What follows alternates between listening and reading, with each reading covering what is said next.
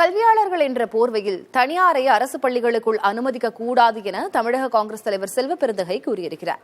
சென்னையில் செய்தியாளர்களுக்கு அளித்த பேட்டியில் அவர் இவ்வாறு கூறினார். கல்வி என்றாலே லாபகரமான தொழில் இல்லை என்று பெருந்தலைவர் காமராஜர் காலத்தில் இருந்து நமக்கு அறியப்பட்ட செய்தி.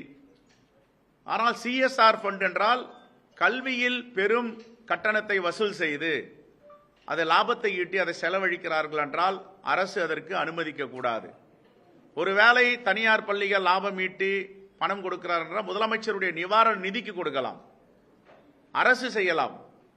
பெருந்தலைவர் காமராஜர் கூட பல ஆயிரம் பள்ளிகளை உருவாக்கும் பொழுது தனியார்கள் நிலத்தை கொடுத்தார்கள், கட்டிடம் கூடி கொடுத்தார்கள்.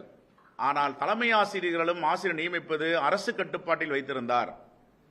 அதே போன்று தனியார் கல்வியாளர்களை அரசு பள்ளிகளில் ஊக்கப்படுத்தக்கூடாது. சில கல்வியாளர்கள் பேசும்பொழுது இதை திட்டமிட்டு உள்ளே நுழைகிறார்கள். தனியார் பள்ளிகளுக்கு விளையாட்டு மைதானம் கிடையாது, பெரிய இடங்கள் கிடையாது. ஆனால் அரசு பள்ளிகளுக்கு மைதானம் இருக்கிறது, இடங்கள் நிறைய இருக்கிறது. இதை வருங்காலத்தில் அவர்கள் பயன்படுத்துவதற்கு வாய்ப்பு இருக்கு என்ற செய்தியும் அறியப்படுகிறது. இதிலும் அரசு கவனமாக இருக்க வேண்டும் என்பதை காங்கிரஸ் பேரியக்கத்தின் சார்பாக கேட்டுக்கொள்கிறோம்.